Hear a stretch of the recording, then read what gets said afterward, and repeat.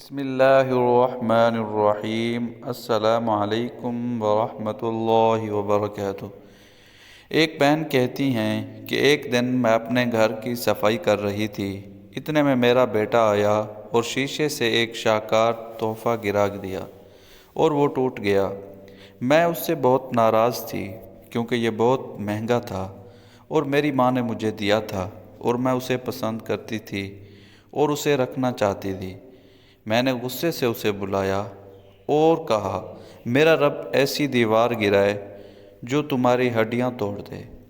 بہن کہتی ہیں کئی سال گزر گئے اور میں اس بد دعا کو بھول گئی اور مجھے اس کی پرواہ نہیں تھی اور نہ ہی مجھے معلوم تھا کہ وہ آسمان پر چڑھ گئی ہے۔ میرا بیٹا اپنے بھائیوں اور بہنوں کے ساتھ پلا بڑھا اور وہ میرے دل میں میرے بیٹوں میں سب سے زیادہ پیارا تھا۔ میں اس کو ہوا لگنے سے بھی ڈرتی تھی۔ وہ میرے لیے اپنے بھائیوں اور بہنوں سے زیادہ نیک تھا۔ اس نے تعلیم حاصل کی، گریجویشن کیا، ملازمت حاصل کی اور میں اس کے لیے بیوی تلاش کر رہی تھی۔ اس کے والد کی ایک پرانی عمارت تھی اور وہ اسے گرا کر دوبارہ تعمیر کرنا چاہتے تھے۔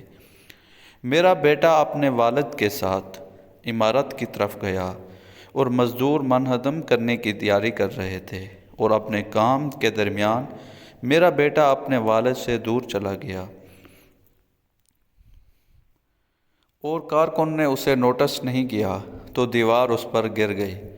میرا بیٹا چیخا اور پھر اس کی آواز غائب ہو گئی۔ کارکن رک گئے اور سب پریشان اور خوف زدہ ہو گئے۔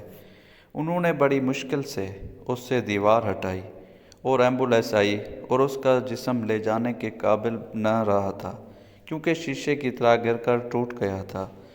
تو انہوں نے اسے بڑی مشکل سے اٹھایا اور انتہائی نگہداشت میں منتقل کیا، اور جب اس کے والد نے مجھے خبر کی تو میں بے ہوش ہو گئی، اور جب مجھے ہوش آیا تو گویا اللہ تعالیٰ نے میری آنکھوں کے سامنے وہ گھڑی بحال کر دی ہو جسے میں نے بچپن میں کئی سال پہلے اس کے لیے بد دعا کی تھی، اور مجھے وہ بد دعا یاد آ گئی اور میں روتی رہی اور روتی رہی یہاں تک کہ میں دوبارہ ہوش کھو بیٹھی۔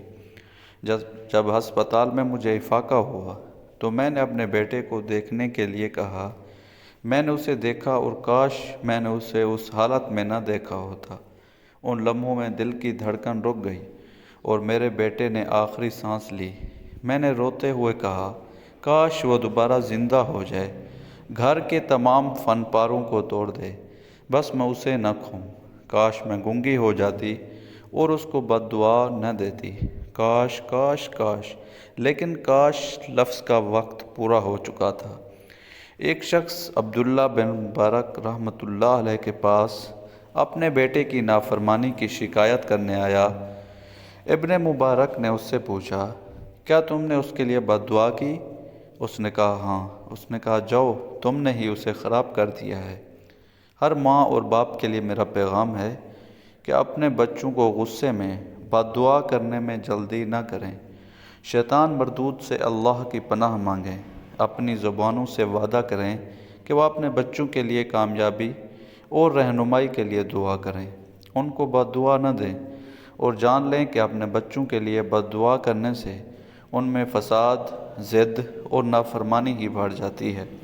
اس نافرمانی کی شکایت کرنے والے سب سے پہلے آپ ہیں جنہوں نے ان کے لیے بد دعا کرنے میں جلدی کی۔ اپنے بچوں کو بد دعا نہ دیں بلکہ اللہ سے ان کی اصلاح اور رہنمائی کے لیے دعا کریں، اور جب بھی آپ اپنے بچوں کو خوش ہوتے اور کھیلتے ہوئے پائیں تو ان کے لیے یہ دعا مانگیں، اے اللہ، میں تجھ سے دعا کرتا ہوں کہ انہیں جنت میں خوش رکھنا جیسا کہ تو نے انہیں دنیا میں خوش رکھا ہے۔